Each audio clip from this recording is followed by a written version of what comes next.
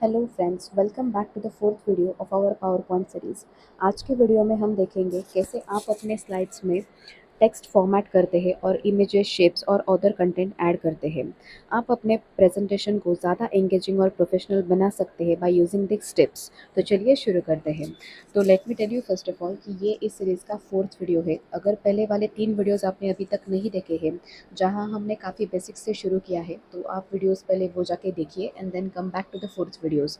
जो वीडियोज़ के लिंक है प्रीवियस 3 वाले, वो मैं डिस्क्रिप्शन बॉक्स में प्रोवाइड कर दूँगी। तो सबसे पहले बात करते हैं टेक्स्ट फॉर्मेटिंग की। आप स्लाइड्स पर टेक्स्ट इजीली ऐड कर सकते हैं by using the text box, जो ऑटोमेटिकली स्लाइड के लेआउट में आता है। फॉर एग्जांपल, अगर आप title and content layout use करते हो, जैसे कि आप यहाँ पे देख सकते हो, if you are clicking on the slide, see I have selected the slide and if you are clicking on this, then on the layout section यहाँ पे आपको ये सारे जो अलग अलग लेआउट्स है वो आपको यहाँ पे मिल जाएंगे। तो अगर मैंने इसमें से टेबल एंड कंटेंट सिलेक्ट कर लिया, तो उस तरह से आप यहाँ पे टेक्स्ट ऐड कर सकते हो। इवन आपको होम टैब में भी लेआउट का ऑप्शन यहाँ पे मिल जाता है। तो दो तरह से आप लेआउट में जा सकते हो। एक तो आपको होम टैब में यहाँ पे लेआउट का ऑप्शन इटसेल्फ मिल जाता है, और जो दूसरा है वो आपको simply write click mouse button click करना है स्लाइड पे जाके, और यहाँ पे भी आपको लेआउट का जो ऑप्शन है वो मिल जाएगा।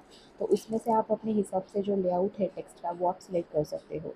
तो मैंने यहाँ पे जो सिलेक्ट किया है वो फ़िलहाल ये टाइटल एंड कंटेंट वाला है। तो यहाँ पे जाके हम टाइटल वगैरह ऐड कर सकते हैं। जैसे कि अभी मैं यहाँ पे एक टाइटल फ़िलहाल ऐड कर देती हूँ, what is power point. Okay, इसके आगे 2 क्वेश्चन मार्क्स भी डाल देते हैं इस तरह से। तो अब आपको ये टेक्स्ट फॉर्मेट करना है, तो उसके लिए भी आप होम टैब में जा सकते हो। तो टेक्स्ट फॉर्मेट करना है मतलब आपको क्या करना है कि अगर फॉर एग्जांपल ये जो भी टेक्स्ट है, टेक्स्ट का फ़ॉन्ट है, मुझे ये फ़ॉन्ट नहीं चाहिए, मुझे इसका फ़ॉन्ट स्टाइल कुछ अलग चाहिए। तो मैंने क्या कर लिया, ये टेक्स्ट को सिलेक्ट कर लिया। आपको टेक्स्ट को कैसे सिलेक्ट करना है, आपको सिंपली कर्सर टेक्स्ट के स्टार्टिंग में लेके जाना है और कर्सर को बिना छोड़े उसको ड्रैग करना है। तो वो जो पूरा टेक्स्ट है वो सिलेक्ट हो जाएगा, और फिर आप यहाँ पे देख सकते हो होम टैब में आप यहाँ पे जाके इसका जो फ़ॉन्ट स्टाइल है वो सिलेक्ट कर सकते हो, जैसा आपको लगे वैसा। यहाँ पे आपको बहुत सारे ऑप्शंस मिल जाते हैं, उसमें से आप जो भी सूटेबल है वो आप सिलेक्ट कर सकते हो। इनफैक्ट आप यहाँ से उसका जो साइज़ वगैरह है वो भी आप कम ज़्यादा कर सकते हो इस तरह से। इवन अगर आपको इसका कलर वगैरह भी चेंज करना है, तो वो भी आप कलर यहाँ पे जाके चेंज कर सकते हो। देखिए इस तरह से। इवन अगर आप उसके नीचे देखेंगे तो यहाँ पे बोल्ड, इटैलिक, अंडरलाइन जैसे भी ऑप्शंस हैं आपको मिल जाते हैं।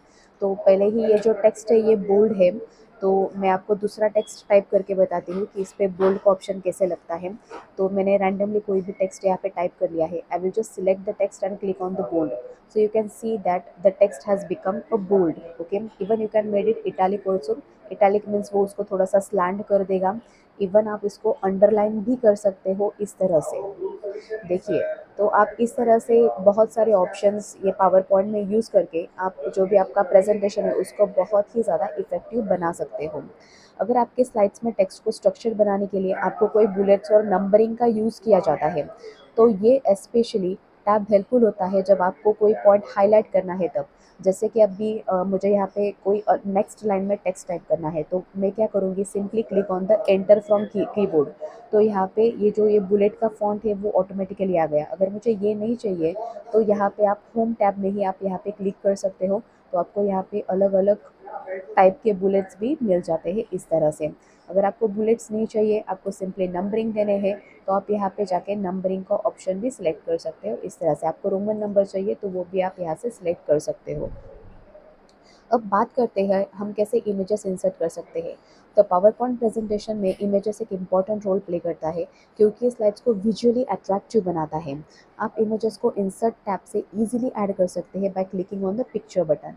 तो चलिए अब हम इंसर्ट टैब की तरफ चलते हैं। तो जैसे ही आप इंसर्ट टैब में जाएंगे, आपको यहाँ पे पिक्चर्स का ये जो बटन है ये दिख जाएगा। जैसे हम ये बटन पे क्लिक करेंगे, तो ये आपको ऑप्शन देगा कि आपको जो भी इमेज है वो कहाँ से इसमें इंसर्ट करनी है।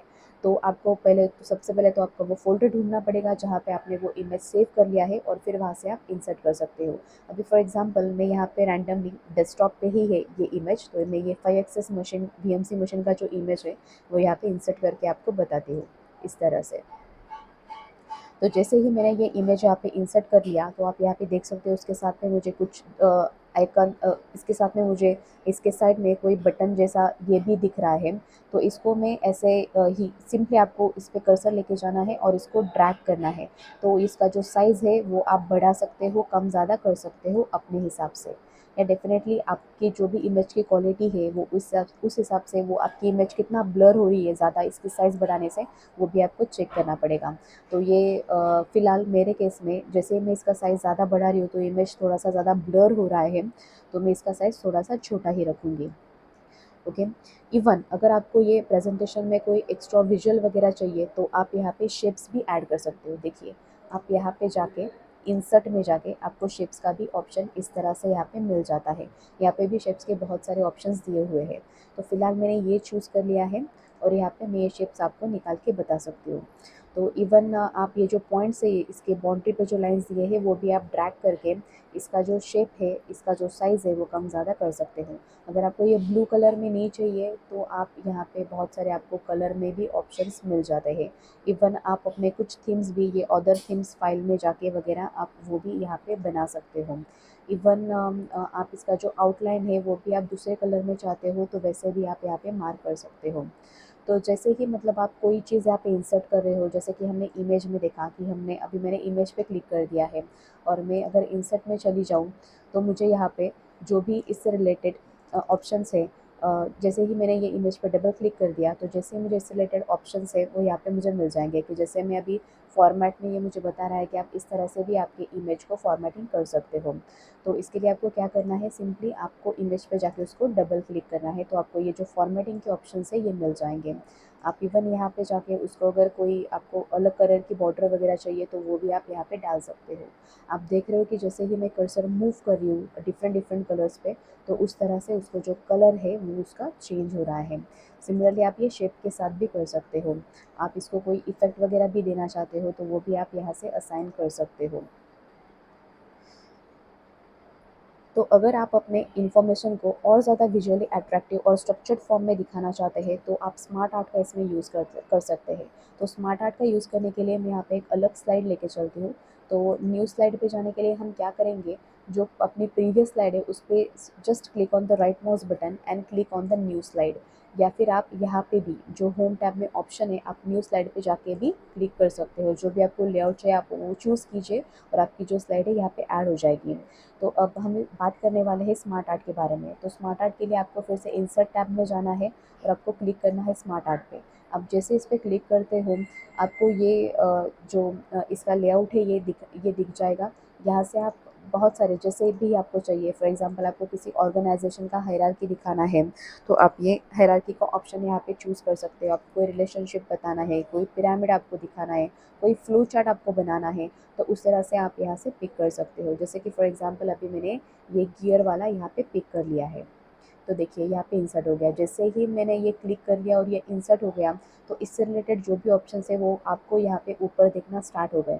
अगर मुझे इसका कलर चेंज करना है तो मैं यहाँ पे जाके इसका कलर वगैरह चेंज कर सकती हूँ। आप इसमें कोई टेक्स्ट वगैरह भी आपको ऐड करना है तो वो भी आप यहाँ पे जाके कोई टेक्स्ट इसमें ऐड कर सकते हो इस तरह से। इनफैक्ट आप इसको थोड़ा सा 3D वगैरह भी इमेजेस में बना सकते हो इस तरह से। देखिए आप यहाँ पे देख सकते हो ये ऑलरेडी यहाँ पे दिया हुआ है, I am just clicking on it. तो इस तरह से वो जो है वो पूरा चेंज हो जाएगा। अगर आपको ये गियर वाला नहीं चाहिए, आपको इसकी जगह पे दूसरा चाहिए तो वो भी आप यहाँ पे ले सकते हो। इसको भी आप 3D फॉर्मेट में 2D फॉर्मेट में जैसे भी आपको चाहिए इस तरह से आप बना सकते हो। ये टेक्स्ट पे आप जो भी आपको टेक्स्ट चाहिए वो यहाँ पे आप डाल सकते हो। तो देखिए जब भी आप ये स्मार्ट आर्ट वगैरह यूज़ करोगे इससे आपका जो कंटेंट है वो ईज़िली रीडेबल हो जाएगा और ये ऑडियंस को काफ़ी एंगेज भी करता है। अब बात करते हैं अलाइनमेंट की। जब आप अपने स्लाइड्स में कोई टेक्स्ट, इमेजेस या फिर शेप्स ऐड करते हैं तो इन्हें प्रॉपर्ली अलाइन करना बहुत ज़्यादा ज़रूरी होता है। तो पावर पॉइंट आपको अलाइनमेंट टूल्स भी प्रोवाइड करता है जो आपको अलाइनमेंट को नीटली अरेंज करने में काफ़ी ज़्यादा मदद करता है। फॉर एग्जाम्पल अभी ये जो मैंने स्मार्ट आर्ट एंटर किया है मुझे ये सेंटर में नहीं चाहिए, मुझे ये राइट साइड में चाहिए। तो मैं क्या करूँगी, मैंने ये जो स्मार्ट आर्ट है इसको सिलेक्ट कर लिया है। I will go to the home tab and just तो आप ये इमेज को ईज़िली वहाँ पे ड्रैग कर सकते हो। सिंपली आपको वो इमेज को सिलेक्ट करना है और इसको आप जहाँ भी चाहे आप उसको ड्रैग कर सकते हो। तो ये हो गया इमेज के बारे में। अगर मैंने कोई टेक्स्ट यहाँ पे लिख दिया है और ये टेक्स्ट को मुझे अगर राइट साइड में अलाइन करना है तो मैं क्या करूँगी, आपको सिंपली टेक्स्ट को सिलेक्ट कर लेना है। आप टेक्स्ट को कैसे सिलेक्ट करेंगे, आपको बस कर्सर को आइदर टेक्स्ट के शुरू में लेके जाना है या फिर एंड में लेके जाना है, और लेफ्ट माउस बटन क्लिक करके आपको वो ड्रैग करना है जब तक वो टेक्स्ट सिलेक्ट ना हो जाए। और ये सिलेक्ट करने के बाद में आप देखिए यहाँ पे ऑप्शंस देख सकते हो, align left, then align center, then align to the right side and then justify. तो अभी मुझे ये जो टेक्स्ट है जो मैंने सिलेक्ट कर लिया है वो मुझे राइट साइड में चाहिए। तो उसके लिए मैं क्या करूँगी, मैं जो टेक्स्ट है वो उसको सिलेक्ट कर लूँगी और I will click on align to the right side. अगर आपको सेंटर में चाहिए तो आप यहाँ पे क्लिक कर सकते हो। अगर आपकी स्लाइड में बहुत सारा कंटेंट डाला हुआ है तो आप उसको ये जस्टिफाई का बटन क्लिक करके उसको प्रॉपर्ली जस्टिफाई भी कर सकते हो। तो दोस्तों आज हमने देखा कैसे आप अपनी स्लाइड्स में टेक्स्ट को फॉर्मेट करते हैं और कैसे इमेजेस, शेप्स और आइकॉन्स को ऐड कर सकते हैं। तो ये सब चीज़ें आपके प्रेजेंटेशन को काफ़ी एंगेजिंग और विजुअली अपीलिंग बनाती है। So don't forget to practice this techniques. तो अगले वीडियो में हम देखेंगे कैसे आप ट्रांजिशन और एनिमेशन का यूज़ करके अपने प्रेजेंटेशन को और डायनामिक बना सकते हैं। तो मेक श्योर आप चैनल को सब्सक्राइब करें, और अगर आपने इससे पहले की वीडियोस नहीं देखे हैं तो उन्हें जाके देखें, और अपने फ्रेंड्स के साथ जो भी आपके रिलेटिव्स हैं उनके साथ में शेयर करें जो आप ही की तरह पावर पॉइंट भी सीखना चाहते हैं। तो चलिए मिलते हैं अगले एपिसोड में। Till then keep learning and keep exploring. Thank you.